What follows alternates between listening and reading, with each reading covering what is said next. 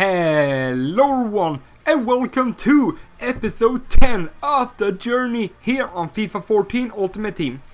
We pretty much get the episode started here with getting into another game and doing some maintenance in the club because Dani Alves did need a contract, and Dani Alves, I feel like, is a fantastic right back, at least for an attacking right back. I mean, he is pacey, he has a good passing, and this guy has got a pretty nice looking Premier League side, except that he has Kouyaté in the center back, who is very pacey, very strong, and just a generally good player. He's got Lamela, Peter Crouch, and Osama Saidi up top, so he could get those crosses into Peter Crouch, and that would just not be very good for us because headers are very strong on this game, and the first half ends with 0-0, so a pretty even game up to this point, I believe. We both have 4 shots. He had 4 on target, I only had 1, so it seems like it was a pretty even game overall, but we pretty much get the game started here in the 50th minute. We're able to pick up the ball here with Benzema, move it out to Modric, and Modric decides to get it to Carlos Vela, who puts it in the back of the net with his strong left foot. Carlos Vela is with David Villa, they're both pretty good finishers of the ball, at least with their strong foot. And that is actually going to be how the game ends. So 1-0 to us, so we get off to a fantastic start in the new division with our team. So looking pretty good at this point, and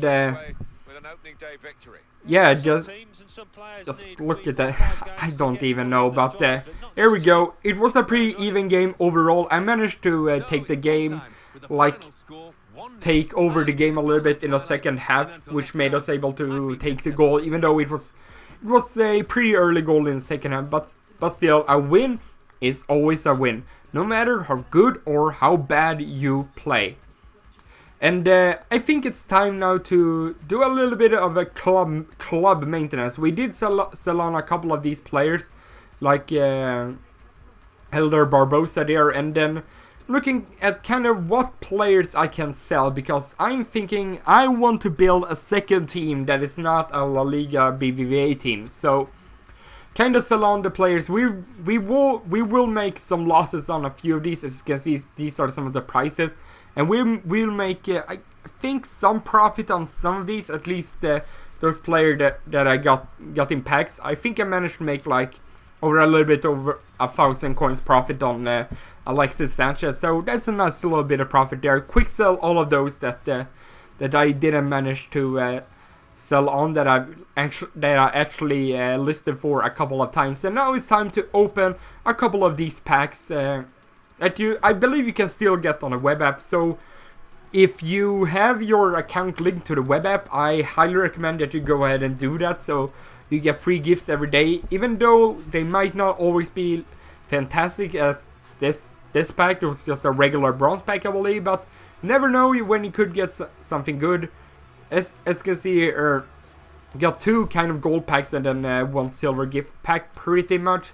So not getting anything that fantastic, but I want to talk about the last video. I was kind of asking you guys for some feedback, and some of you guys wanted a live commentary, and yes, I've been thinking of doing that, and it will come in the near future. I just haven't recorded it yet, but I will make a live commentary for the journey soon enough. I have heard that EA will be releasing a patch for FIFA 14 since there's been some issues with it, including freezing, the game crashing, and the game being generally unbalanced. I think you pretty much know of this if you play the game. Finesse shots are ridiculously powerful, and it's just they're just very powerful, so I think they're going to try to tone it down. As you can see, we're able to pick up our first play for the new squad. It's going to be I think it's called Andrea Barzagli from Juventus, and that I think pretty much tells you that I will be building a Serie A side here picking up Benatia, our second center back. He's looking pretty good. 73 pace, 84 defending, 80 heading, and doesn't look like he's like the most expensive center back out of the bunch. Ogbonna is definitely more expensive as we pick up a goalkeeper for our team now. Samir Handanovic, I believe it's called. So kind of looking through some of the players I want for the squad, like Serchi here. I wanted to pick him up. He's fairly cheap, and he's looking like a pretty good right wing player with 84 pace, over 80 dribbling and passing, and then something like 7 shooting.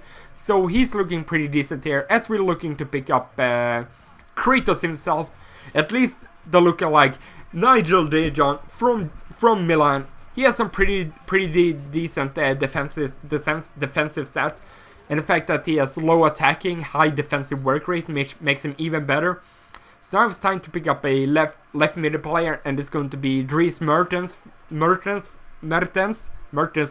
whatever, from Napoli. So we'll see if he'll be any good for the team. And now it's time to look at kind of some of our attacking player, like Hernanes here from Lazio, who looks fantastic. I loved him in FIFA 13. He's got 4-star skills and a 5-star weak foot. Now he's got more pace, more shooting.